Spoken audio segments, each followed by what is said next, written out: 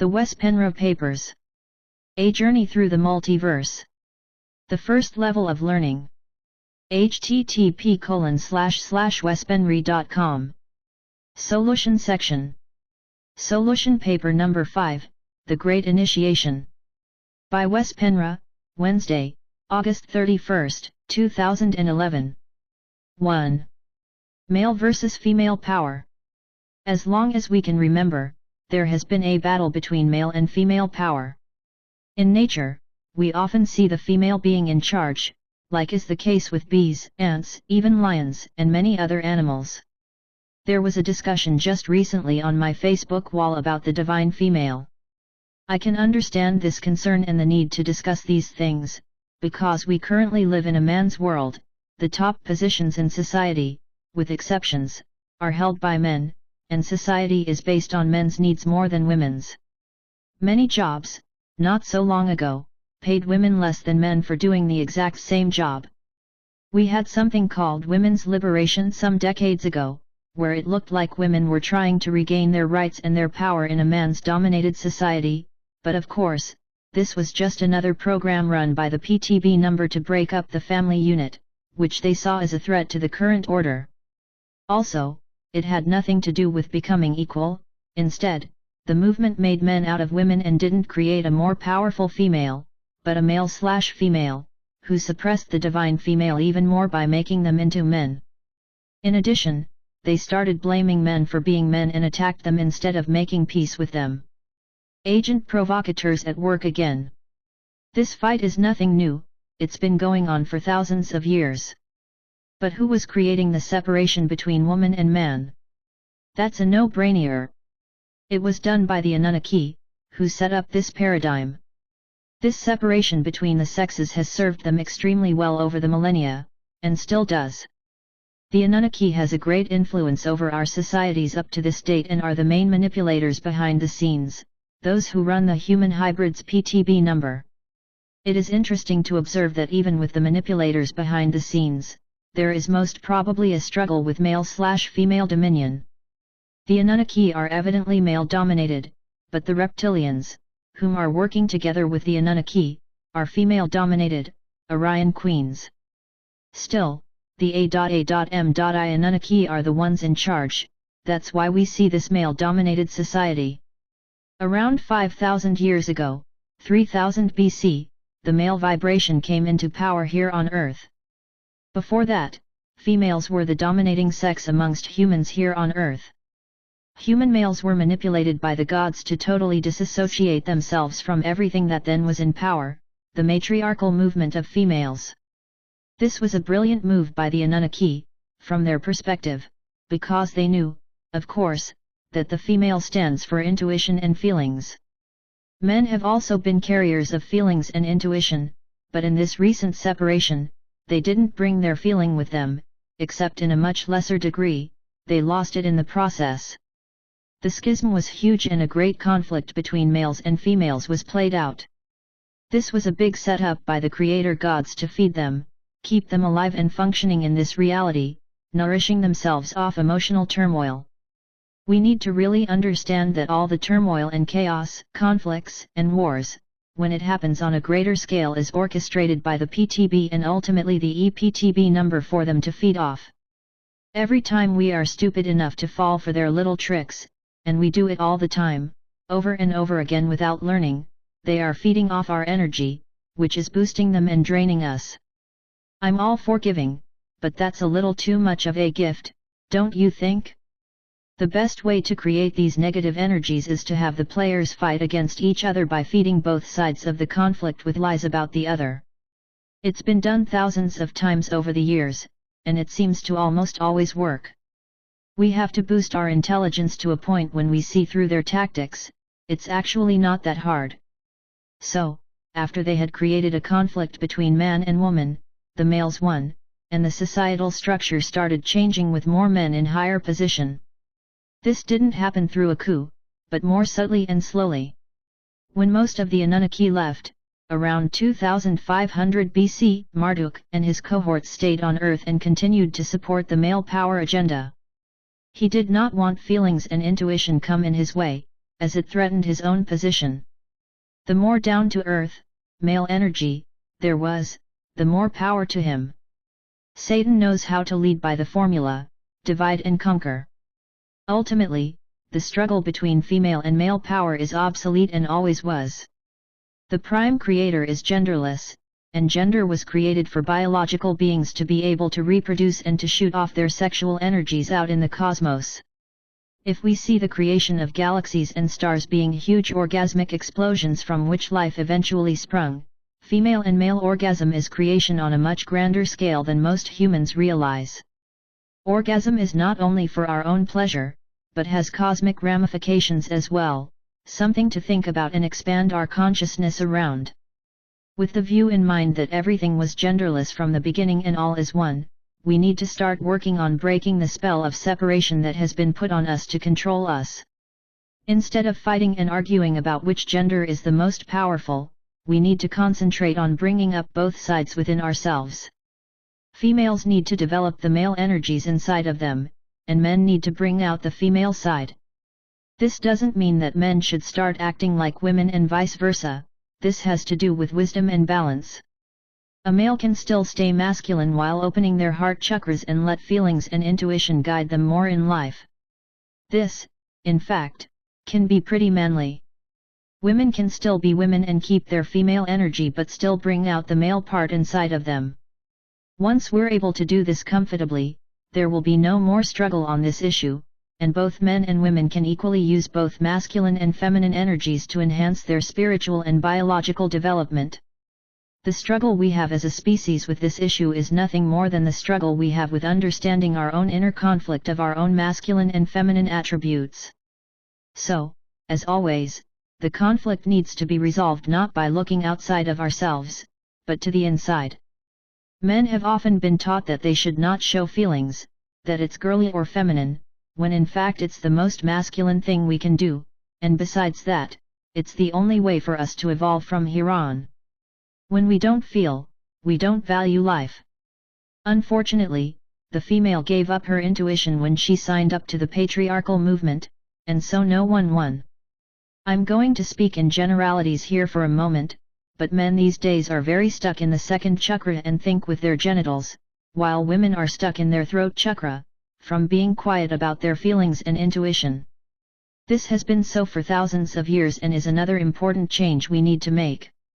I am happy to see that there are more women now in the spiritual and conspiratorial fields these days.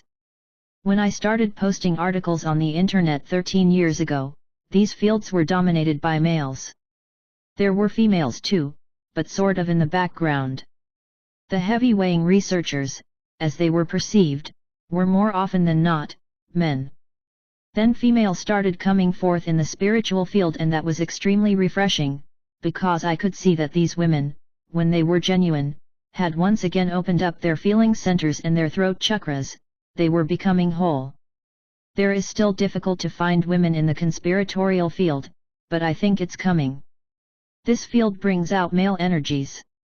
I notice when I talk to people about these subjects that women in general are not so interested in the conspiratorial subjects and tend to dissociate from them, while they are embracing the spiritual ones. With men it's the opposite. But on the other hand, I can see that it's more evened out more now than it was just 2 to 3 years ago, but we still have ways to go.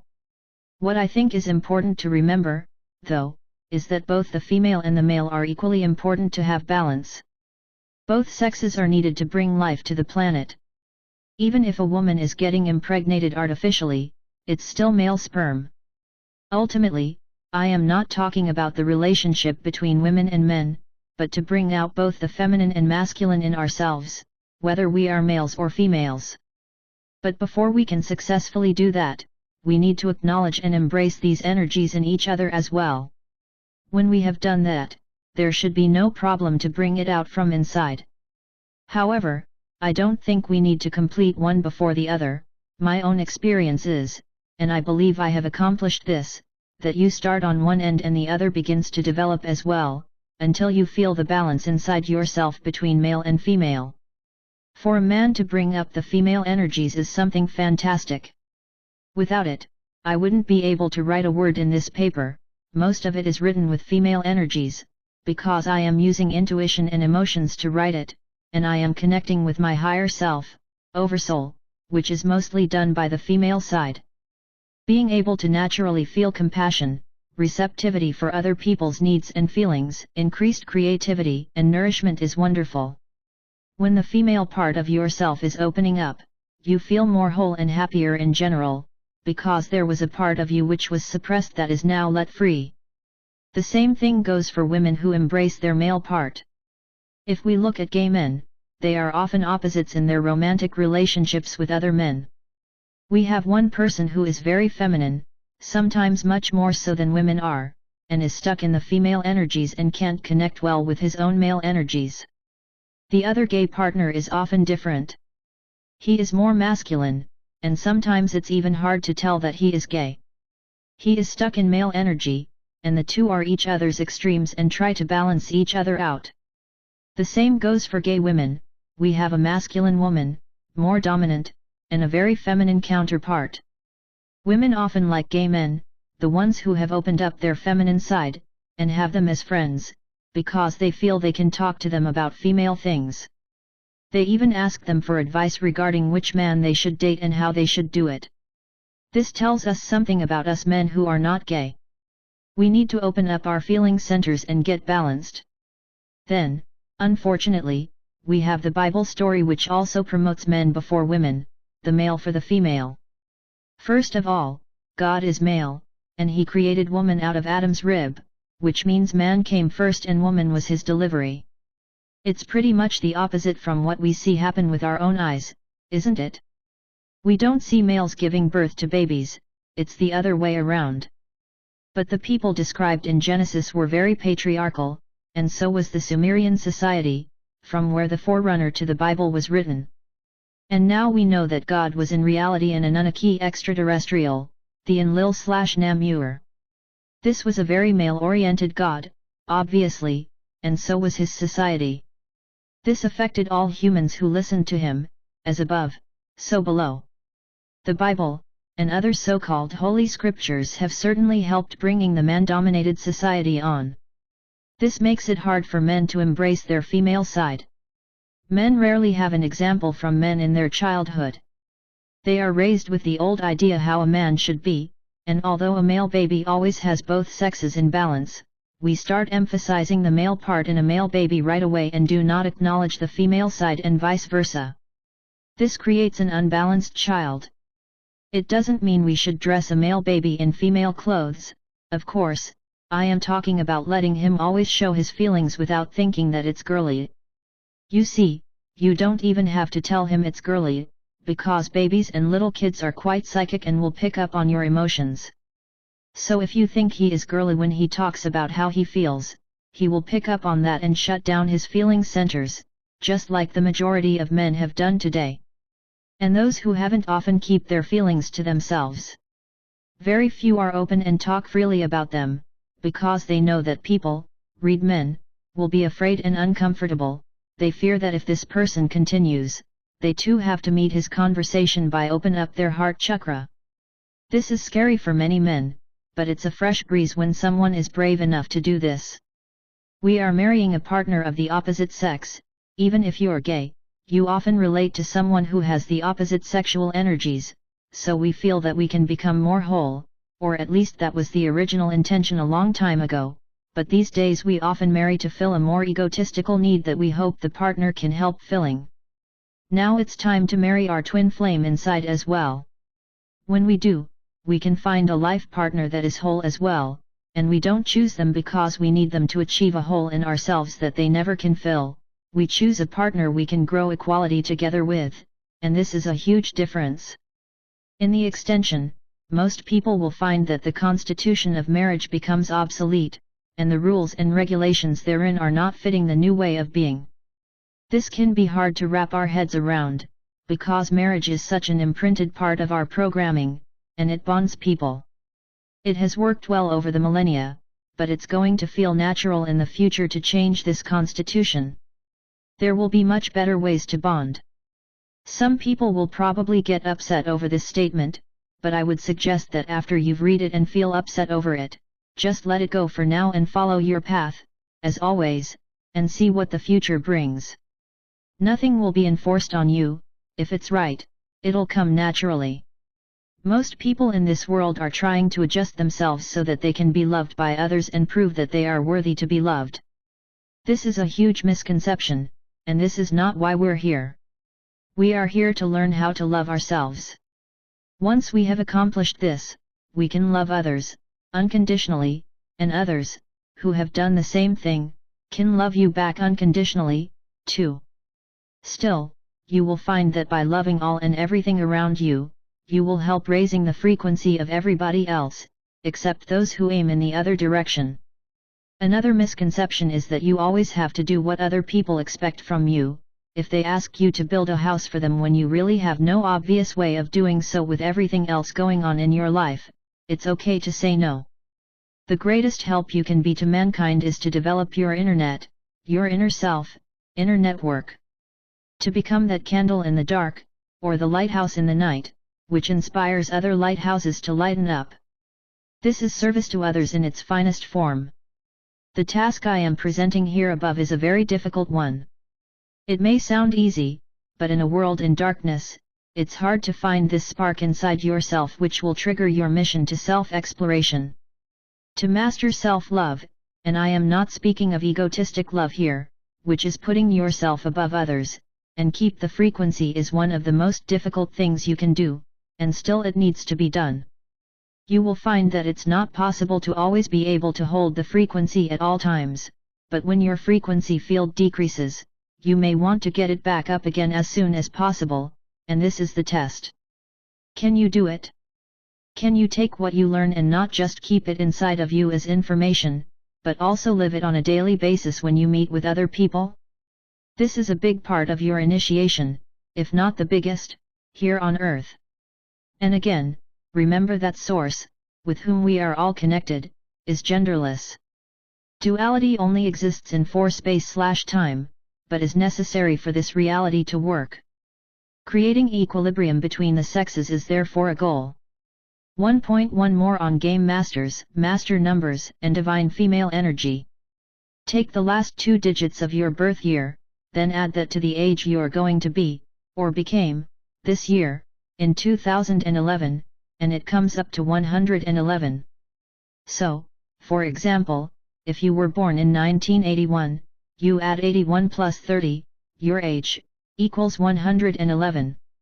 To cross-check, here's another example made up by me from the top of my head. If you're born in 1968, it would add up like this, 68 plus 43 equals 111. It doesn't matter when you were born or how old you will be in 2011, it will always add up to 111. And it only works for 2011. It works for every living creature on this planet. If you were born before the shift of the millennium, or you'll lose a 1. This is pretty interesting in itself, and it shows a little bit how master numbers work. Every number has a signature, and the PTB love the number 11. The number 11 is also supposed to be Lucifer's number, the fallen angel. 1 is also the beginning of something, but we can't have a beginning without a 0, 0. There must always be something to begin from, something that was there before the beginning. 0 is the womb and 1 is the phallus. 3 ones equals 3, which is a Christian number, but also the number of balance, creates equilibrium. By playing around with numbers, you start getting associations with words which will tell you a story. E.g., 3 equals Trinity, 1 equals male energy, 0 equals female energy, 8 equals infinity, and so on. Mixing the numbers one way will tell one story, and if you mix them another way, they will tell you something else. The PTB love to play with numbers and they put them out there in plain sight, knowing that very few people will be able to interpret what they mean, and if some people do, they can just laugh it off as coincidence. However, if a mathematician starts looking into these things, he may be puzzled and think, what are the odds? Not only if he were to look into the symbolism of the PTB, but also into the universal codes. Those who can decode them will find some very interesting things to ponder. On a much higher level of reality, there are game masters, who help orchestrate realities based out of numbers and number combinations. The universe is a highly mathematical phenomenon and quite precise. In other words, there are larger hands at play. Numbers are only symbols for concepts, something to keep in mind. 0 is also the number of creation, a nothingness becoming a somethingness, or a beginning, 0 being the divine. Now we're getting into the divine female again, where 0 also represents the female. So in that capacity, the female energy is the divine energy, because to create universes, there first has to be a womb where creating can be born and developed, and then there's the male, impregnating the female. This is the absolute basis of the term divine female, and why some say God is female. Still, a nothingness, which becomes intelligent energy, does not have a gender, but once intelligent energy decides to create, it must become female in nature first. Then, as the male energy enters the equation, we immediately have duality, and to achieve equilibrium, we need balance between the two. If one take prejudice over the other, nature is becoming imbalanced, and it can have all different ramifications, as we have noticed. These are abstract concepts, but numbers are being used consistently by creator gods to create words and universes. They are both based on numbers. Interestingly enough, this whole subsection happened to be numbered 1.1. I didn't do that on purpose, it just tuned out to automatically fit in that way into the flow of the paper. Then again, there are no coincidences whatsoever. 2. A short metaphysical aspect on astrology. Astrology is a huge subject that takes years and years for the most brilliant of us to really grasp, and when I say grasp I mean in the sense humans know it, which is quite limited. We can think of the planets in the solar system as archetypes. We know that the ancient people, almost no matter where they lived on the planet, had similar stories to tell their children. We also know that we have had ET presence on Earth since the beginning of time, but this is in another sense. The ancient people were also perceptive enough to feel the influence of cosmic forces. The ETS only taught them how it works, the ancient humans tuned into it. This is based on the idea that the universe watches all beings, and the multiverse remembers and records everything that is happening. This is based on the holographic principle. The multiverse is telling you the story of itself, of Earth, and yourself. It means that these stories come back to be told again and again on a cyclic basis as the universe moves in cycles, of which what we call the zodiac is a part. And think about it, Earth is a planet, too. So Earth has her stories and her archetype. When you look at astrology and how the various planets affect you, be aware that when Earth is going through her initiation and acceleration of energy, what we are broadcasting out is extraordinarily powerful. So, not only are Earth and the other planets touching you, telling their stories, it's also we, telling our stories to the planets and the multiverse, equally. The power of what we are doing now is really going to set things into motion. 3. Geometric downloads. I don't know if you have ever gazed at the sun for maybe 5 seconds, and then looked the other way and closed your eyes. First you'll see an imprint of the sun for your inner vision, but if you pay attention, there are other things, patterns that may show up in the third eye as well. I have seen black holes, which I have followed with my inner thought and come out through a white hole on the other end. There I may see other shapes and patterns form. Then I may return through the hole and come back where I started. Also, which is why I'm telling you this, you may see geometric figures inside your head, slowly and or rapidly floating around. They can be any shape, triangles, rectangles, circles, pentagons, octagons, you name it. It's quite interesting. I had noticed this for quite some time and used to do this experiment when I am outdoors in the summertime when the sun is more intense. First I didn't know what these figures were, and if my eyes were just playing tricks with me. But then I realized that all these figures I saw were geometric in nature and had that structure to it. They were quite distinct and couldn't be misinterpreted for something else than that.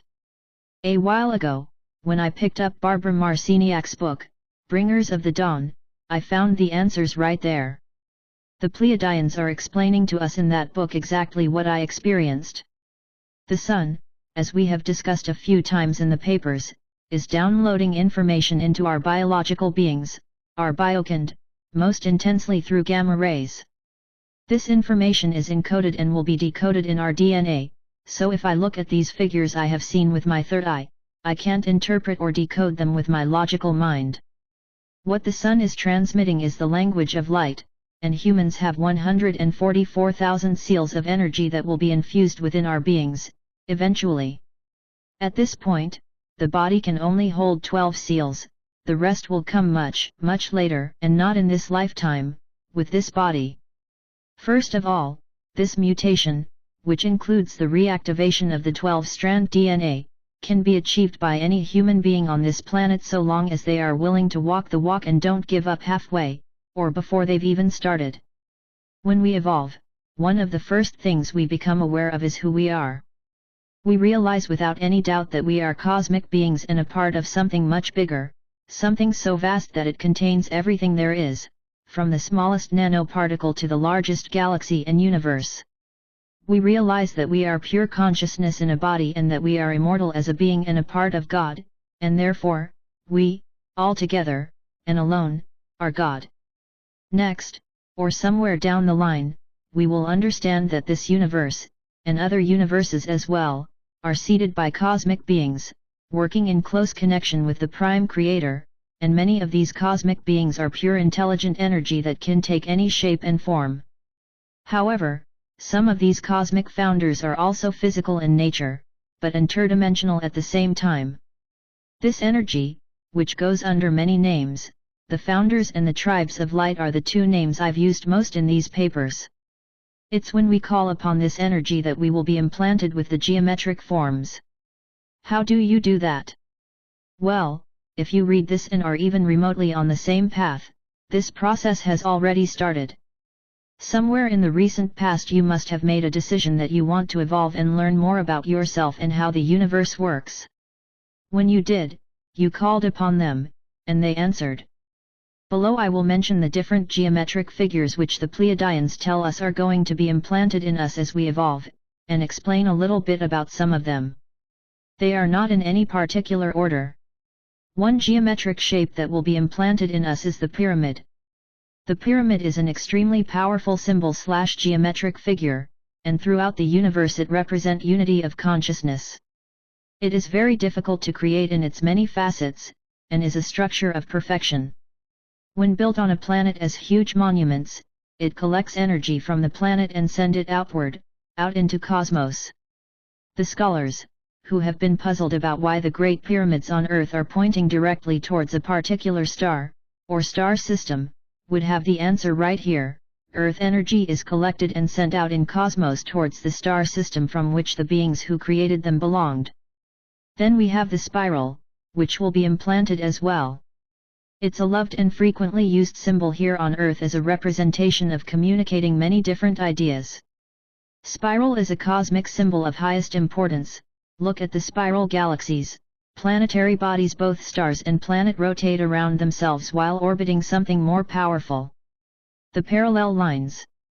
The cube. The Merkaba vehicle, the five-sided figure, which represents the figure of the human being in its purest, unlimited state, a totally free human being. This implant comes when we truly commit ourselves to what we previously thought was impossible, e.g. that humans can be able to fly. The circle. This is the figure many humans will have implanted as the first one, because it represents God, unity, and completeness. A 00 is a circle, mind you. These are the geometric figures mentioned in Barbara Marciniak's book, but there are more. While many will have the circle implanted first, others will choose the pyramid. This planet is loaded with pyramids, they are everywhere. We think we have discovered them all, or most of them, when in fact there are a lot of them hidden deep in the jungles, overgrown by vegetation over time, and many more under the ocean, under a ceiling of thousands of feet of water, remnants of lost civilizations long before ours. Those who are ready and have the Merkaba implanted are already well aware of that the bio-mind doesn't have any limitations. They know it's possible to travel as pure consciousness, or as unlimited consciousness with their body, leaving the planet. There is no set order for the implants to occur in a being, it depends on the being and what they are ready for and have their attention on. They come when they best fit our personal developments. And as I mentioned above, these 6 geometric shapes are not the only ones. Once we start getting implanted, there will be an unending process of new forms coming into our being. On a daily basis, we choose what is important for us and form a concept. Whatever the current concept is, it determines which shape or shapes we are going to download. It will be the one that suits us best at the moment and helps us take the next step forward.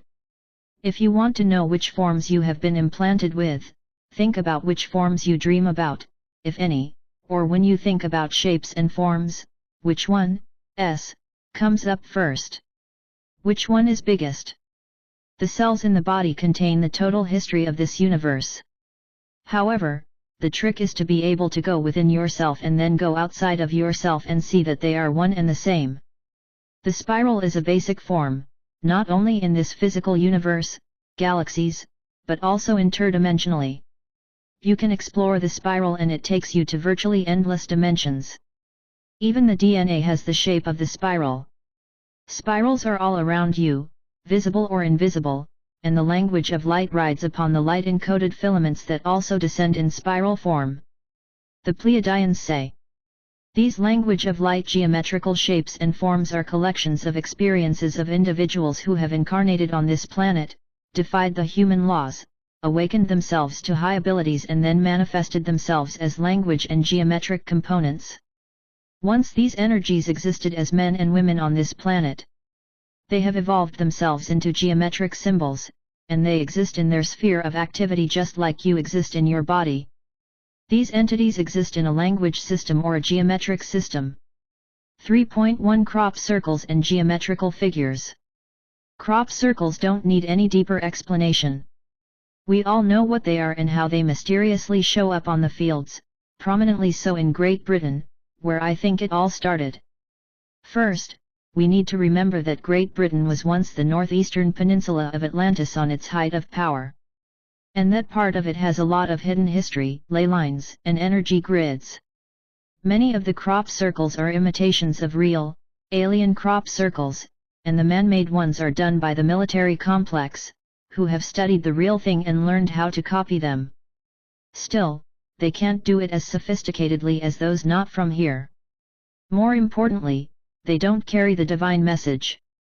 There are universes of geometrical systems, and at this point in time, when we are going through the nanosecond, many of these universes are visiting us. If you think that we can't be that important, think again.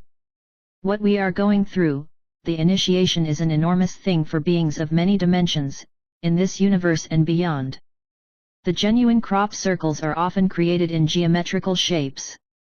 Some of the shapes, like the circles, Merkaba, heptagon, and pentagon etc., we recognize immediately, while other shapes are unfamiliar to us at this time, and we have a tendency to not even notice them in the crop circle formations. These formations are a frequency more than anything else, not a process or an action by some huge spacecraft or flying saucer from our third-dimensional universe. They are imprinted in the fields by the tribes of light or those who work with them, to establish a particular frequency. In 1992, the Pleiadians said that these crop circles are going to increase in numbers over the years, and indeed they have. Eventually, when we have had more of these geometric shapes implanted in us, we will start building houses corresponding with these shapes. On other planets, where the beings are more evolved than us, their abodes would look strange to us because of their geometric forms, but they know that certain shapes, not only squares and rectangles, hold different frequencies. Even in astrology, it is known that certain angles have power points and that certain things happen with certain angles. Same thing with shapes. If we look at the Great Pyramid, it's all about angles and shapes, nothing is built randomly, it's a perfect construction, and the builders knew geometry down to the core. My own dominant geometric implant, by the way, is the pyramid, I have noticed. Energy collects in angles and shapes and forms. Energy itself is formed and transmitted in this way, so now you may begin to understand a little bit why it's so important to have these geometrical shapes implanted into us. It really connects us to the cosmos, and different dimensions of reality, even other, parallel universes. If you walk inside the Great Pyramid, for example, you will notice, at least if you are an evolving person, that some angles and corners of the pyramids are very pleasant to stay in, while others have the opposite effect on us. We feel uncomfortable to be in them. That's why, in your bedroom, it's better to have the bed in the middle of the room than pushed into a corner. The energy can flow freely in the middle of the room, while in a corner you get stuck in an energy lock. Now the time has come when the quarantine will be lifted, the frequency fence be broken and scattered, and the energy portals will once again open so light can come in. As a matter of fact, that process is now happening, and we receive an enormous increase of geometrically encoded light into our body system, and our DNA is developing rapidly. Just think back in time 2 to 3 years and try to remember what you were doing, how you were thinking, and how spiritually evolved you were at that time. Personally, I can see how I have grown thousandfold just in these last 2 years. It's almost like we are talking about another person. I notice it the most when people are asking me questions or want me to elaborate on something I was deeply into 2 to 3 years ago, and I think, no, I am not even thinking in these terms anymore. I have left that behind since long, like if it was in another lifetime, and it's nothing I can, or have any desire to discuss anymore. It's not that what I did in the past is invalid, and I'm sure people will still appreciate it if they read it for the first time, but I have gone past it. I think many other people in these times feel the same about their own lives. Going back to the crop circles, even if a small percentage of them are made by spaceships, the majority of them are not made that way. Because consciousness has many shapes and forms, they often come as a wave. The Pleiadians were talking back in 1992 about a wave of light that eventually will hit the Earth and sweep it. This is very interesting, because the scientists at LPGC have now found out from ET races they have met with, that a wave from a supernova will hit us around November-December 2012. They are quite concerned about this and are not sure how humankind will react to this wave, and what will happen to Earth. Will this be the end of the world? I will discuss the wave of the supernova in the following paper, and its possible negative and positive implications. Geometrical shapes are like hieroglyphs. If we read the hieroglyphs and the pictographs on a stone wall in Egypt, carved in thousands of years ago, they would mean one thing, but if they would be read by the ancient priest of Egypt, they would mean something different. Then, in the extension, if they were read by the old creator gods, they again would mean something entirely different. This shows that intelligence is not in the words themselves, but words and combination of words hold certain intelligent frequencies that can be read differently by different people, depending on which level of initiation they are at. Same thing goes with the words and the combination of words in this paper. So, why are the crop circles here? They are put here by otherworldly and interdimensional beings to help us hold the frequency and manage it for us to have the courage to live the light. I believe they started in Great Britain, spread throughout Europe, appeared in South America, and even here in the United States. They were made, one by one, to help activating Earth's grid work. By moving them from continent to continent, they move the frequency band around the planet. At this point, there is no way we can figure them out, logically, because that is not their purpose. These shapes work on a much more subtle and deeper level of the human psyche. This is a frequency we humans can use to evolve. Therefore, it's important not to try to interpret the crop circles intellectually, but to feel them. Again, we are in for a paradigm shift where the intellect has to make room for our feeling centers, our heart chakra. It's energy at play, and it helps us understand that we don't always need to use our intellect to grab the concept of something. We can actually feel ourselves through something and become much wiser, much faster. Those who won't let go off their intellect to make room for their heart chakra will not evolve at this time and stay here for another cycle. This is only natural, and those who choose that path will eventually evolve as well, but perhaps not until the end of the next cycle. 4. What is your personal reality? Multiple Earths. The following is another very important concept to understand and can be quite hard to wrap the head around for many readers. Yet, it is how reality works from a metaphysical level down to the physical. The Earth as a whole planet is our living mother who watch us being born, growing up, getting old and die. She contains the combined mass consciousness of the human race and everything that lives on this planet. Most people think of it as one planet with about 7 billion people living on it, and that's it. However, we forget that each one of us lives on their own personal Earth, which is different from everybody else's Earth. We can call it our local Earth, or local universe, if we like. If you pick up the newspaper in the morning and read about what is happening in Israel, Iraq, Japan, Libya, and about terrorist attacks, hurricanes, earthquakes, etc., it is happening somewhere else. It's not happening in your personal, local Earth. It's going on, literally on another planet, or another version of the same planet, rather. You are creating your own reality based on your current belief systems, and this reality becomes your local Earth. On your version of Earth, there perhaps is no war, no starvation, terrorist attacks, or earthquakes, because these are not something that fit into your belief systems in the sense that they should be included in your reality. Are you expecting a hurricane to hit in your neighborhood? If so, you'd better recreate your local universe, unless you really want a hurricane to hit. Take a good look at your life. Where are you located? What kind of neighbors do you have?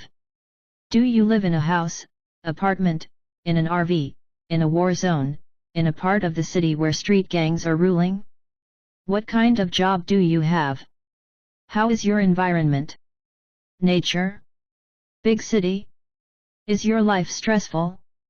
Do you feel safe or insecure? Are you constantly afraid, anxious, or do you feel at peace, knowing everything will turn out just fine? You can tell by looking at a person's life to see what his/her belief systems are. You can tell what kind of Earth that person has created for themselves. The person whom you meet with at work does not live on the same Earth as you do. Everybody is living on their own version of our planet. You are simply visiting each other's version when you work together and chat. And you share each other's reality. You see, the environment you live in, if it's a city, countryside, or whatnot, is a combined manifestation of everybody who lives in it, a local mass consciousness. Still, each person who shares it sees it slightly differently. Much of the news we get from the newspapers and by watching TV is biased to fit a certain agenda. This creates a certain reality. The PTB are very aware of how this works. They let the anchor on the news channel deliver a certain message which creates a mass agreement that changes the way people look upon the Earth and what is happening on her. The global elite creates a version of Earth which fits into the reality they want people to live in: artificial intelligence, war and terror, control and power, rich and poor, you name it. People who listen to this often buy into it and it becomes a part of their reality. They may still live a decent life, but as soon as they add the information they get from the news anchor into their own reality, the PTB know that they have them. Then, when it's time to implement something, those who embraced their previous brainwash into their local universe will now experience exactly what they feared was going to happen. Mind you, it was fear that made the person include the PTB agenda in their own reality, their own version of Earth, in the first place. Can you see how this works? I can't stress enough how important it is to clear your thoughts and be very precise over what it is you want. Don't use sloppy thinking or sloppy talking, because what you think and what you say create your reality. Again, look around you and ask yourself, am I safe? Do I have joy and happiness in my life? What's included in my version of Earth, is that what I want? If not, make sure you know what you want and decide that this is what your planet will look like. Then create it in the physical, if applicable, by perhaps moving, changing jobs, or whatever it is you need to do. Then you must realize that what is happening elsewhere is not happening in your own universe, or Earth, but in others, who have for any given reason decided to live there and make it their environment to have that experience even if they were born into it. It was a soul agreement. People in these times are very anxious about where the best place to live would be. Of course, it's a good idea not to live close to the ocean, a big river, or an earthquake area, but in general, the most important thing is not where you live, it's how you perceive your reality. Wherever you go, you take your inner stability and safety with you. If you upon that use a common level of discernment, you will be just fine. If your inner world is in turmoil, your environment is going to adjust to that, and turmoil will show up at your door wherever you choose to live. This is one of the big reasons why we have to be clear and stable inside. Of course, you can always go visit a war zone or a place where people are starving to help them out if you want, but be aware so that you don't bring on those energies into your own universe. Keep in mind you're only visiting. It's easy to create thoughts that are counter-survival for ourselves when we see people suffer. Not anything of what I just wrote exclude that we should help each other. We all live in our own universe, and if we see someone in need, it's natural to show compassion and feel love and a willingness to help. But if you are visiting places which are usually not in your reality, be careful what you're thinking while you're there, so that part of the suffering is not implemented into your own reality, one way or the other. Even if it's your grandparent who needs help, be aware that you are visiting that person's reality.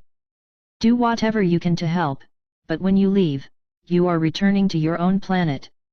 This may sound strange to those who have never encountered this kind of thinking before, and it can take a while before it sinks in, but it's important indeed to realize this for the future to come. The PTB, powers that be, and the physical and metaphysical forces behind them, want to implement the ultimate control over mankind via machine technology, artificial intelligence, ET landings, fake and real, more wars, more terrorist attacks, weather changes, HARP, etc. After have totally crashed the economy, and most people are in dire straits, not knowing what to do, they will in one way or the other, possibly by introducing a benevolent alien race on the stage who will help us with technology, turn this around the way they want our future to be. And they have slowly but surely prepared us in the way I described above. They have for a very long time introduced us to their version of a future, common Earth, and now it's just a matter of implementing the last parts of the agenda. They want to build smart cities where each individual is guaranteed a job and survival, and many people will choose this version of Earth, which is the beginning of a new 26,556 years cycle in third density. Those who choose this version will do so out of fear. They are so stressed out and horrified by how their lives turned out, where they may not have had enough food on the table, if they even had a table, no job, no home. The solution seems like God sent. The old governments will most probably be either overthrown by a furious mob or militia, or they will resign, or the corruption will be revealed, sometimes purposely by the PTB behind the scenes, and the politicians will be sacrificed by their invisible masters for a bigger purpose. People see the corruption and find it disgusting. Being a politician in the near future will show to be the most dangerous job in the world. People may literally murder them in fury, run after them down the street and hang or shoot them. I want to emphasize here that this is not anything I support at all. I am all for peaceful solutions, and I know that violence feeds violence. Still, it's very plausible that this kind of violence will happen on one level of reality, in many possible worlds.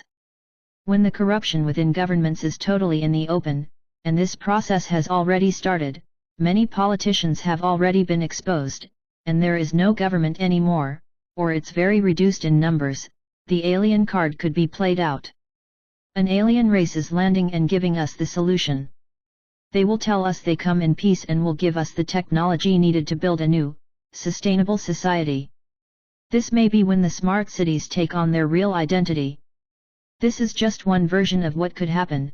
Another card could be played out first, but smart cities is definitely on the table and is already being started on. The word smart will be used frequently by the global elite from now on and way into the future when comes to technology. The price people who choose this route have to pay is that they will live in a totally controlled and surveilled society, a machine world which is going to be very scary. However, it will be introduced in such a way that people won't even realize what they are getting themselves into. In the long run they will become half machine, half human, and their bodies will no longer be good enough for souls to occupy. The vibration of this future society will be very low, with little chance to advance on a spiritual and biological level. What starts out as a blessing will turn out to be a world of horror, something taken from the most horrific science fiction novel. The PTB know that there will be people who won't implement their brainwash into their version of reality, but as long as we don't physically harm them, the PTB don't really care. They know they have the majority of mankind hooked to their agenda, and they will try to make it as difficult as possible for us, the minority, who choose another route. They will outlaw certain herbs and plants that we need for survival, and they will even outlaw certain kinds of gardening, which is also needed for us to be self-sufficient. We will be forced to buy contaminated food from their industry. And if we have refused to take their implants, we can't buy and sell? Don't be fooled. How many people do they need to hire to go after each and every person who is seeding an outlawed herb, plant, or vegetable? Is someone going to come and knock on your door, saying, "No, can't plant that, it's against the law. Come with us now"? Not going to happen, although they are most certainly going to create fear within the alternative movement that this will happen, and they may win some people over, who still haven't overcome their fear. No, my friends, the solution is to create the reality, or version of Earth, you want to live in and start living it, without any fear. This raises your vibration, many will follow, and in the future, we will create alternative communities on smaller scales at first, which will be self-sufficient, and the technology we will use is going to be based on the greatest good for the community and each person who lives in it. Things will be local for quite a while.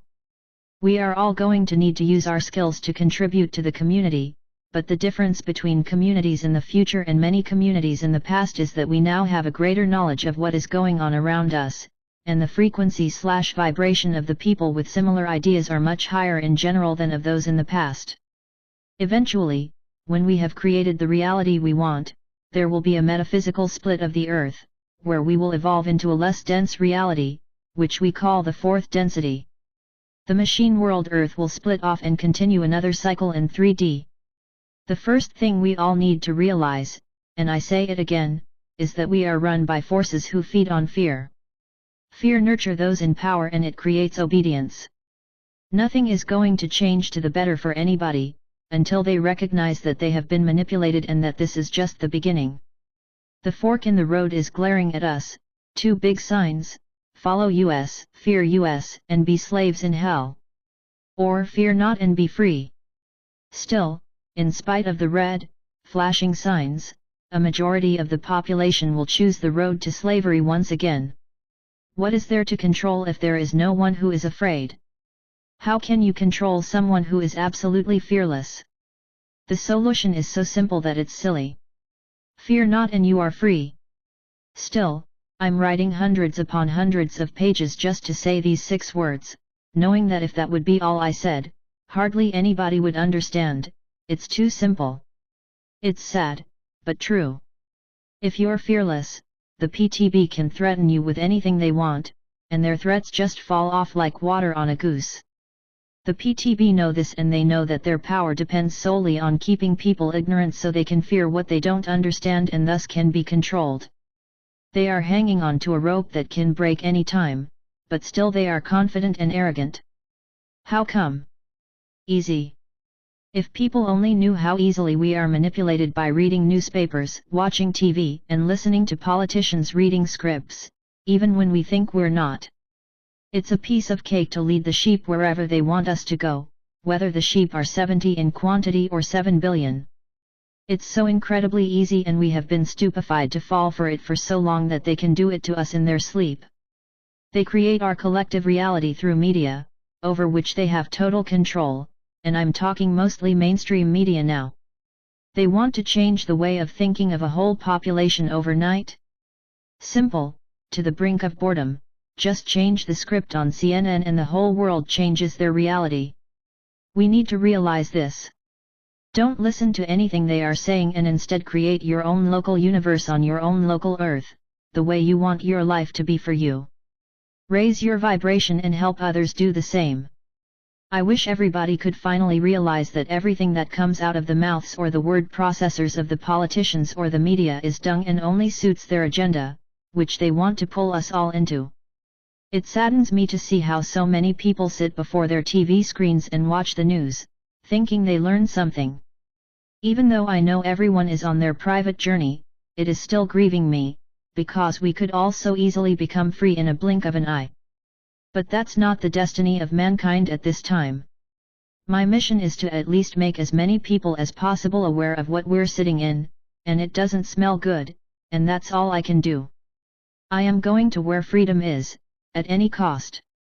Those who think alike, I will see you soon, that is a given. 5. The Law of One. The first time I got in contact with the universal law in this lifetime, on a conscious level, was when I read Hidden Hand, the RA material, and The Children of the Law of One, the Lost Teachings of Atlantis. I knew already before that we are all one, having written articles about it back in 2005, but these 3 teachings put everything in perspective and they pushed my awareness up 10 notches.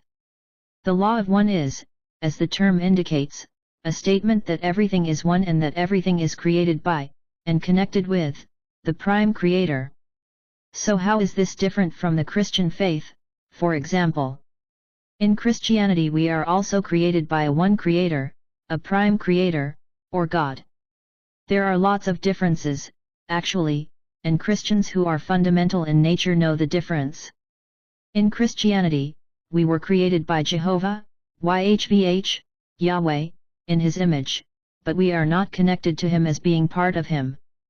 In other words, we are not gods in the sense that we have a connection with Him that would make us potentially equal to Him. We are totally separated from God, because He made us out of clay, and not by reproduction. Also, in Christianity, God is a man in the sky, who can come down and visit, mingle, eat with us, and chat with some selected humans. Then He casually asks for some human or animal blood sacrifices to His honor, and then takes off into the skies again, like He did with Moses.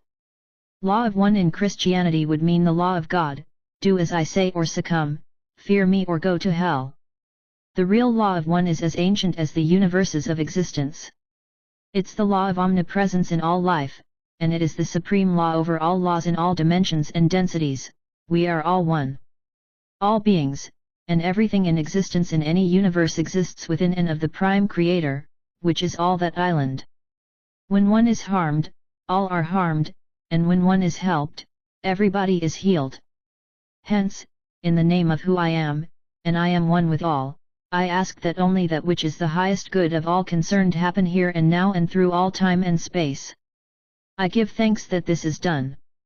So be it.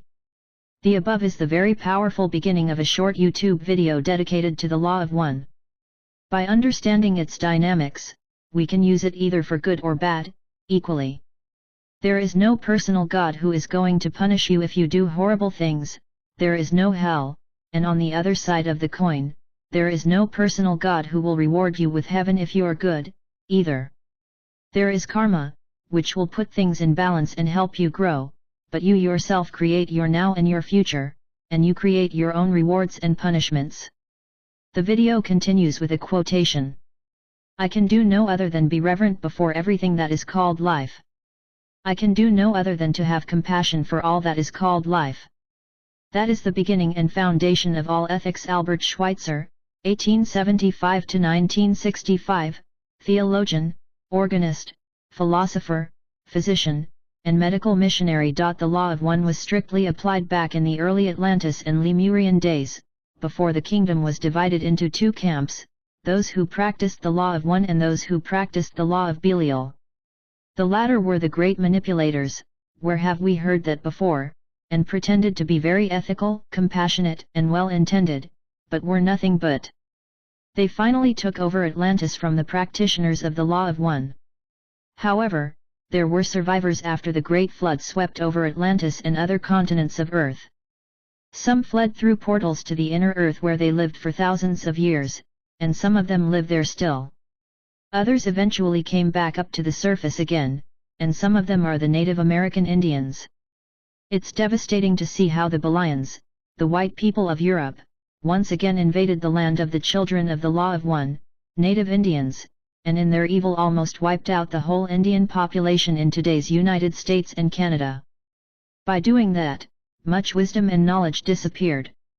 But amongst those who survived, the legend lives on and the truth is told within the tribes still. Albeit, it's normally not told to everybody in the tribe, only to a few selected, who hopefully can carry the wisdom further to the next generation. Here is some proof that the native Indians know about the Law of One. All things are connected. Whatever befalls the earth befalls the sons of the earth.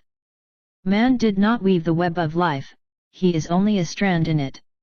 Whatever he does to the web, he does to himself. Chief Seattle, Nez Perce, 1854. The Law of One represents original religion, the unalterable, universal truths and laws as brought into being by the Prime Creator. The divine design of the Prime Creator and its appointed Creator gods is imbued within the created. The original, eternal intention of the Law of One is love-based, respect for free will, and perpetual life creation. Law of One belongs to everyone of every creed. He who experiences the unity of life sees his own self in all beings, and all beings in his own self. Buddha. Law of One perspective respectfully acknowledges the interconnection, interdependence and intrinsic value of all components and manifestations of life. Once a person has come to the insight that all is one and it becomes very real to the person, amazing things start happening. It is a 180 degrees life changer. Nothing can shake this insight, because it's such a basic truth. This person automatically realizes that unconditional love is the most basic thing in the universe. Creation is based on love and light. You begin to feel compassion for everybody, even those who you previously thought didn't deserve it. You come to the insight that if you despise or exclude somebody from compassion and love, you exclude a part of yourself from the same emotions to the same degree. Unconditional love does not mean that you agree with what everybody is saying and doing. Sometimes it can be the opposite of that. You notice how somebody is walking astray in life. Then, having the wisdom that you have, you can see that this person is in a learning process of some sort, and is heading in a direction that is counter-survival. You know it's their path and they need to learn, but you also know you can give a few pieces of advice to guide them on the way. This advice can be contrary to this person's current beliefs and make him/her upset and even start yelling at you, but you know in your heart that in spite of that, you create a seed in that person, and this seed can grow ever so subconsciously in them, to be looked at sometime in the future. You may never receive gratitude from some of the people you help, but it doesn't bother you. It's the knowledge that you seeded something positive in that person that makes you happy. This is unconditional love. 5.1 Jesus and the Law of One. This brings me to the subject of Jesus Christ. If we read the New Testament, we can see that Jesus definitely taught the people of his time the Law of One. He always said, "Love thy enemy," and even when he supposedly died on the cross, he asked God to forgive those who killed him. That's unconditional love. He also said that the kingdom of heaven lies within. How much clearer can he be? There are researchers today who deny that Jesus even existed.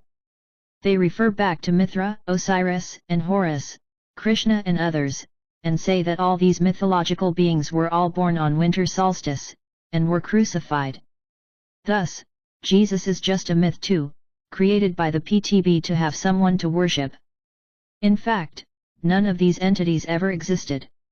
I don't know how they can still hang on to this concept, because it's so obviously wrong. First of all, we know that none of these beings who preceded Jesus were mythological, they have all existed, something I have proved in previous papers about the Anunnaki and their business here on Earth. The claim that all these beings had the same birthday is not correct either. Even educated Christians know Jesus wasn't born on winter solstice, and his predecessors were probably not either. Maxwell and others go back and compare other events in the lives of these beings and thus give power to these conclusions. Of course Jesus existed, although he wasn't whom the Bible describes him. Who would make up such a story as that of Jesus Christ if it wasn't true? The teachings in the NT are extraordinary, profound and enlightening. Would the global elite make this up and distribute it to us to enlighten us? No, the only conclusion would be that Jesus existed, was a man who incarnated on earth to teach the law of one to a world who was in great need of it. He was so successful that when the PTB of the time realized he had to be silenced, it was already too late.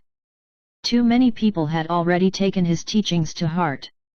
Instead, they probably planned to kill him, but he managed to escape to Europe. There is a lot of good books describing how this happened, got married, had children, and possibly lived his last days in Tibet, where he died of old age and was buried. It was the members of the Council of Nicaea, in 325 AD, who distorted and corrupted Jesus' true teachings. Jesus never intended to build a religion around himself, and had no wish to be worshipped. The council knew they couldn't just pretend he never existed. It was too late for that, but they could distort and take out the most powerful teachings from the Bible and then make the rest into a religion. So long as people worship somebody and give their power away to someone else instead of finding the power within themselves, the PTB are safe. Let the fools worship, they thought. In fact, it was an ingenious move on the part of the power elite, and this myth of Jesus has served us well, as one pope allegedly said a long time ago. 15. Jesus was not the first, and not the last, person who came to earth to teach the law of one and got either killed, harassed, or imprisoned for his/her beliefs, but that is just the way it goes as long as the planet is run by forces which are servants of darkness. All these teachers throughout the ages knew they probably would not be totally successful, but that is okay. They all planted a seed or two in humanity, and their assistance has helped us and guided us tremendously over time. Now, when we are approaching the end of a cycle and the beginning of a new, let's send some gratitude and positive energies to those who came before us. They will feel it. I know they don't expect any gratitude or compassion, but let's give it to them anyway. They were indeed successful, after all.